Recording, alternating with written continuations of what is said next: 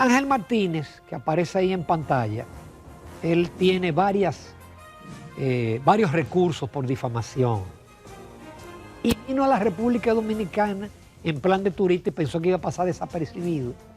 Porque él tiene un sometimiento del diputado Sergio Moya Goris del año 21.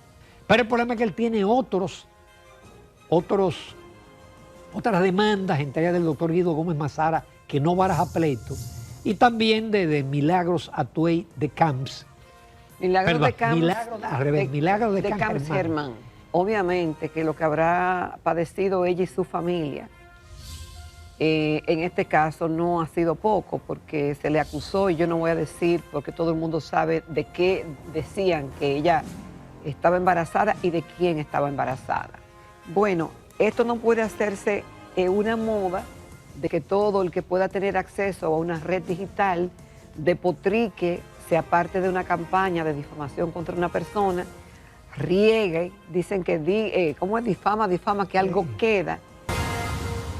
Amables televidentes, arrancó el Telematutino 11. Gracias por dejarnos entrar a vuestros hogares por Telesistema Canal 11 y el canal de YouTube Telematutino 11 RN. Feliz miércoles. Buenos días, Jacqueline Morel. Hola, Ramón, buenos días. Buenos días, República Dominicana. Estamos a mitad de semana y comienza Telematutino 11 en este miércoles 28 de mayo. Como siempre, consiste en un gran placer que ustedes nos permitan hacerles compañía a esta hora de la mañana, continuando con toda la programación de Telesistema Dominicano y en este bloque de opinión e informativo que comienza a las 6 de la mañana y que continúa con nosotros hasta las 9. Como siempre, vamos a comentar algunos temas de actualidad. También hoy nos acompañará el doctor Radamés Jiménez, quien es vicepresidente y coordinador general de Participación Ciudadana. No, de Fuerza del Pueblo. Digo, oye, ¿qué me pasó a mí? De Fuerza del Pueblo. Ay, qué lapsus. Y también fue procurador general de la República, entre otros cargos. Y también tendremos la participación de Alexander Nova, quien es gerente de crédito y negocios de Coopmirex. Así que les invitamos a que estén con nosotros en esta mañana, que no se pierdan el contenido del programa y que juntos demos un vistazo de algunos de los temas del mundo y del país. Bienvenidos. Hay un tema caliente, que es el caso del Ángel Martínez, que él se define como detective e investigador. Yo lo he visto muchísimas veces, pero no porque lo busque, sino que me aparece. Porque ¿qué ocurre? Aquí usted tiene un canal de YouTube. Nosotros tenemos un canal de YouTube, pero solamente para transmitir. Usted tiene un canal de YouTube que con una camarita usted hace un programa y hasta lo edita. Pero ¿qué ocurre? Usted o varias personas, si se trata de una difamación o de un escándalo o de algo sexualmente atrevido, sacan un cortecito, como le decimos en la televisión, un corte, y ese corte se tira en todas las redes. Para a su vez, en cada una de las redes hay una cantidad de internautas que quieren dar primicia o que son resentidos sociales, y eso se multiplica, de forma tal que el difamador a la hora tiene 2 millones de gente que están escuchando lo que él dice. Ángel Martínez, que aparece ahí en pantalla, él tiene varios recursos por difamación. Yo no sigo su canal de YouTube, pero si yo abro Twitter me lo encuentro. Si abro Instagram me lo encuentro. Si abro TikTok me lo encuentro. Y entonces él reside en Miami y vino a la República Dominicana en plan de turista y pensó que iba a pasar desapercibido. Porque él tiene un sometimiento del diputado Sergio Moya Goris del año 21. Ahí él no tiene problema. Yo traje aquí algo que está en ChatGPT, donde da todo el prontuario de Goris, que inclusive él está sometido formalmente ante la Suprema. Pero el problema es que él tiene otras demandas, entre ellas del doctor Guido Gómez Mazara, que no baraja pleito, y también de Milagros Atuey de Camps. Milagros de Camps. Milagros de Camps Germán. Tiene esa demanda y ahora otra cantidad de gente van a aprovechar porque él tiene impedimento de salida. Van a aprovechar y pienso que quizás este va a ser un caso que podría quedar como paradigma, puede quedar como icónico del tema de la difamación. Mira, esperaron unas cuantas semanas en el caso de la licenciada Milagros de Camps Germán, es una denuncia contra Ángel Martínez y otras 5 personas. Dentro de los argumentos, Ramón, en 10 días, esos videos llegaron a más de 400.000 personas. Ese solo caso. Ese solo caso. Y ella, obviamente, que lo que habrá padecido ella y su familia, en este caso no ha sido poco, porque se le acusó, y yo no voy a decir, porque todo el mundo sabe de qué decían que ella estaba embarazada y de quién estaba embarazada. Primero, la vida privada de cada quien en la vida privada, pero si a eso se le añaden otros ingredientes, como lo que ella entiende fue difamación e injuria, pues la cosa se complica aún más. Entonces, ella pide una indemnización de 10 millones de pesos que serán usados para reforestar y para... Ella era vicepresidenta de cambio climático, viceministra de cambio climático del Ministerio de Medio Ambiente, y ese es uno de sus temas. Pero también este señor, en el caso de Ángel Martínez, tiene otra demanda del señor Luis Ricardo Reyes Mendoza. Tiene también el tema también de otros casos de difamación, porque él parece que le entra a todo el mundo. El caso del diputado que ya tú lo mencionaste, Moya, también se refirió al caso de los comunicadores, el tema de la USAID. Y bueno, esto no puede hacerse una moda de que todo el que pueda tener acceso a una red digital depotrique, sea parte de una campaña de difamación contra una persona, riegue, dicen que, ¿cómo es? Difama, que algo queda, y entonces eso se queda en el aire. Por eso, Ramón, los que se sientan afectados por este tipo de difamación, está él y están otros que constantemente están, pareciera, difamando la buena honra de muchas personas del ámbito básicamente público, y eso no se debe quedar así, porque eso daría pie a que otros sigan el mismo derrotero, es decir, acabar con la reputación de personas y que no pase nada. En el caso de Ángel Martínez, él dice que él no tiene que cómo va a ser, que se va a quedar aquí, que no tiene dónde quedarse, que no tiene, que tiene que tener, si tiene impedimento de salida, y tiene presentaciones periódicas. Entonces, él reside en Miami. El tema con Gori, del diputado Gori, es de el 2021. Y parece que no habían dado con él hasta ahora en el 2025. No habían dado con él, es que él no venía a República Dominicana. Ahora, como él pisó terreno, él pasó límites. De seguro lo estaban chequeando.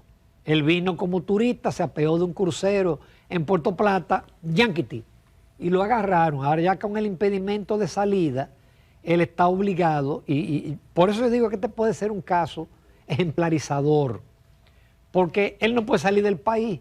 Los procesos tendrán que ser rápidos y son muchos los procesos que hay contra él. Pero las redes no solamente es eso. Los que incursionamos en las redes y que colgamos cosas en las redes. Óyeme, a veces usted ve una dama, por decirle algo, Jacqueline, dándote explicaciones explícitas y con palabras vulgares de actos sexuales que ella comete.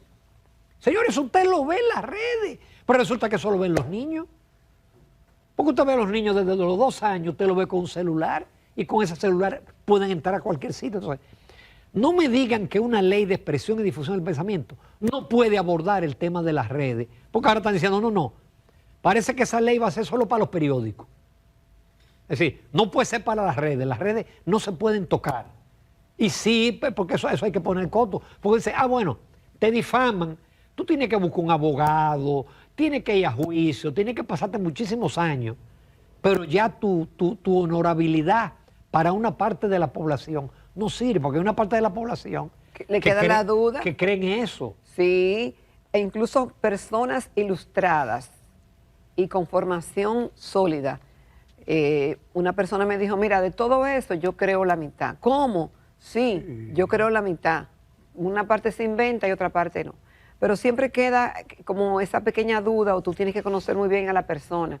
Pero eso no puede seguir. Así como tú decías, Ramón, que en un caso tú tuviste un programa que mencionaste un caso de propuesta que tocaste un tema y te lo tumbaron, te lo tumbó. Lo tocó mi hermana, que es Sí. Provida, lo tumbaron. Lo tumbaron. Entonces, Pero ¿por qué cuando es? pero porque eso era cuando estaban los demócratas en el poder y había el tema woke y el tema, entonces las redes te tumbaban esas cosas. Pero ojalá cuando sean cosas Deberían sexuales y que sean con depravación y con un lenguaje no apto para el consumo de todo el mundo, también debía tumbarse. Pero las autoridades de cada país lo pueden hacer. En China no es verdad que tú tienes un X abierto, ni el TikTok de China es el TikTok de aquí. Por ejemplo, tú buscas ChatGPT, tú preguntas cualquier cosa de China y te la responde. Pero el DeepSeek, que es la inteligencia artificial de China, tú le preguntas de la plaza Tiananmen, la masacre que hicieron, y no te la describe cómo pasó. Claro, ya eso es una dictadura, pero ya hay países democráticos que establecen determinados niveles y límites, porque eso se puede. Bueno, ahora en Estados Unidos, y todavía ese es un punto que lo vamos a tocar más adelante, se le está viendo el prontuario de las redes sociales de quienes solicitan, qué publican, el contenido, para conocer un poco más de sus vidas, y en eso está siendo considerado a la hora del otorgamiento de visas. Esto es en el caso de los estudiantes, pero se replica a otras áreas y se va a seguir replicando.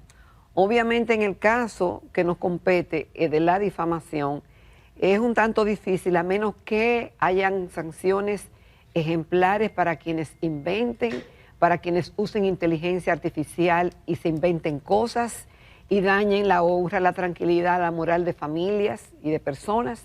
Eso tiene que tener algún tipo de coto, no puede seguir así abierto y este tipo de acciones.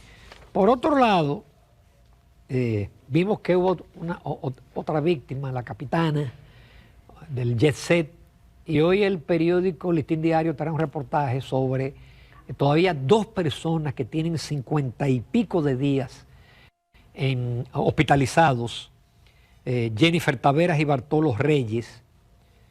Bartolo Reyes era mozo, tuvo múltiples fracturas. Ramón, 10 costillas. 10 costillas. De la costilla, pero también tuvo otras fracturas en algunas partes de su cuerpo. Y tiene una fractura que no se le han dicho, con un hermano que fue mesero durante 30 años. Sí. Vino de los Estados Unidos. Fue a visitar a los compañeros esa noche. Y murió. Y el caso de Jennifer Taveras, una jovencita de 24 añitos, Ramón. Y le han hecho múltiples cirugías en las extremidades inferiores y están esperando que el músculo reaccione para hacerle un injerto de piel de los múltiples que le han hecho. Y la familia relata que ha tenido que hacer de todo para acompañarla, vender cosas, sufrir mucho, amanecer mucho con ella, darle un apoyo. Y resaltan ellos que tú sabes que este tipo de acompañamiento, aún el Estado asuma una parte, la familia, mira el hecho de los pasajes, de las medicinas, de todas las cosas, de personas que no tienen tantos recursos, le hace un hoyo. Y personas que tienen que dejar de trabajar para ir a acompañar al pariente que está hospitalizado. Y ella dice que el dueño de la discoteca, los responsables, han brillado por su ausencia y que ni le han llamado, ni se han solidarizado, y esto ha tenido que ser costeado por su familia. Obviamente, después de tantos días, 50 y pico de días, ella está desesperada. Ella está desesperada y esperamos en Dios que se recupere prontamente y que pueda regresar al seno familiar. De esos 183 heridos rescatados, Ramón, y de 236 muertos, los otros que salieron por su propio pie, no sabemos realmente cuántos fueron, pero cientos de personas involucradas en este caso que esperamos que no quede impune y que de algo sirva, que sirva de mucho, porque hay mucha pena, mucho dolor, mucho luto, mucha pérdida de talento humano, y esto no se puede quedar así, pienso yo. Ahí el epitafio es: los responsables no han hecho absolutamente nada a favor de las víctimas. Eso dice mucho. Han salido alguna noticita que dice que le están dando un acompañamiento a los empleados y eso, pero yo no he visto nada contundente que debió ser desde el primer día ese acompañamiento, esa responsabilidad social y humana que deben de tener los empresarios irresponsables. Claro que no quiso, nadie quisiera verse en los zapatos del señor Espaillat, nadie quiere verse, pero obviamente hay mucha gente, hay 103 niños huérfanos, Ramón, que no se sabe qué va a pasar con ellos. Algunas familias lo pueden acoger, pero otros les representa una situación que no pueden manejar por razones económicas y de cualquier otro tipo. Entonces, ¿quién responde por esos niños huérfanos a quienes se les cercenó el futuro en cierta forma? Porque no van a tener el acompañamiento de sus padres ni la protección. Y van a tener ahora, y tienen desde ya muchas carencias, no solamente afectivas, sino económicas y otro tipo de limitaciones. Entonces, tenemos que seguir abogando porque haya justicia y las cosas estén en su lugar y que ese acompañamiento esté, caramba, presente para esas personas que lo necesitan. Por lo menos un paliativo, y fue que el Consejo Nacional de la Seguridad Social tomó la decisión de ampliar por 6 meses la cobertura del Seguro Familiar de Salud a los sobrevivientes y familiares de las víctimas. SENASA apoya eso, pero también se va a incluir a los huérfanos y a los familiares que perdieron el sostén de la casa, van a ser incluidos en el régimen subsidiado. Y eso es un alivio, eso es un paliativo, porque mucha gente quedó sin seguro. Si el jefe de la casa, que era el asegurador principal, el que era el principal del seguro, bueno, el resto queda, bueno, pues el Consejo Nacional de la Seguridad Social estableció eso, y también SENASA, bueno, pues, que es la principal ARS que maneja el seguro subsidiado. Eso está muy bien, Ramón, pero ese acompañamiento debió hacerlo y decir cuántos son los que no tienen seguro, qué es lo que hay que pagar. Bajen aquí, por favor.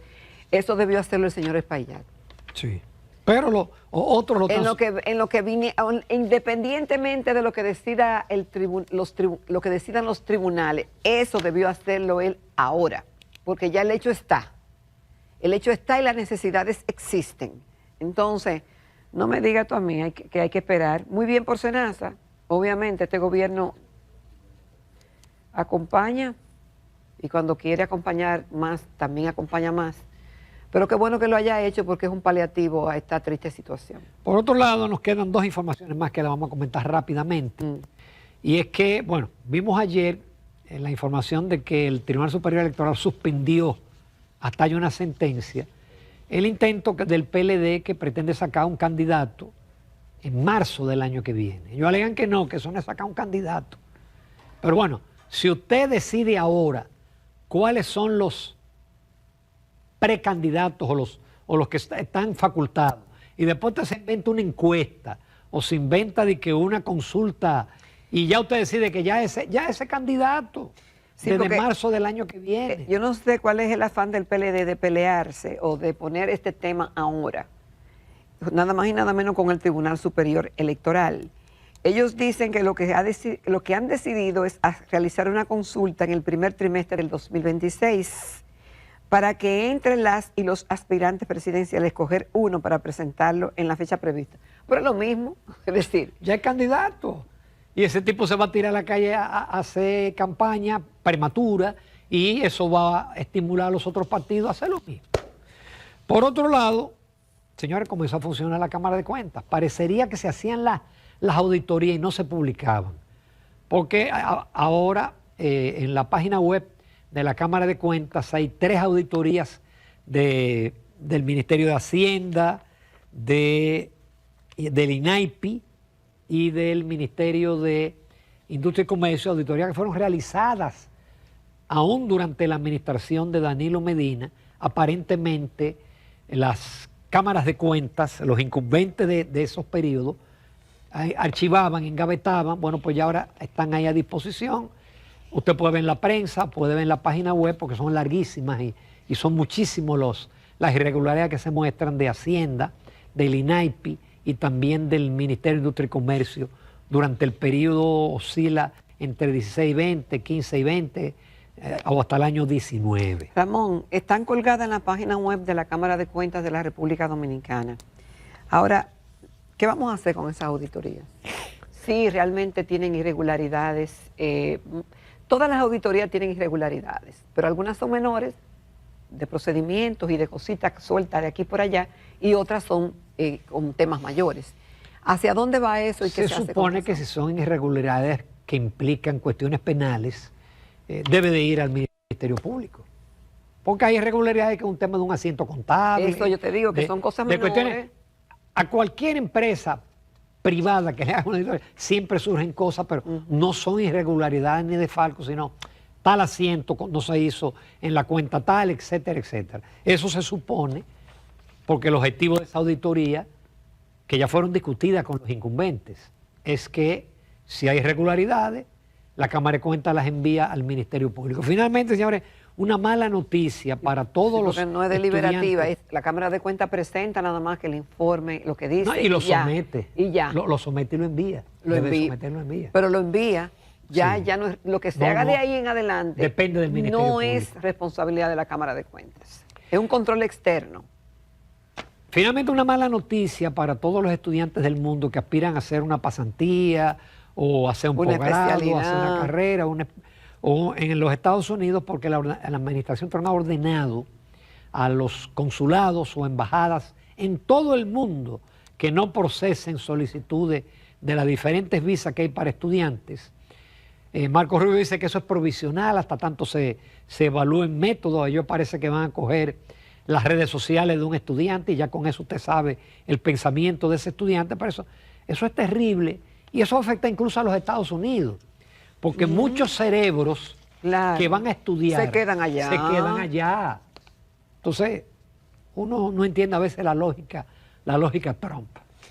Bueno, es así. La semana pasada se notificó que a la Universidad de Harvard que ya no podrá matricular estudiantes internacionales tras meses de disputas entre el gobierno y la institución correspondiente. Entonces, esto parece que se va a replicar y habrá muchas restricciones para ir a estudiar a Estados Unidos.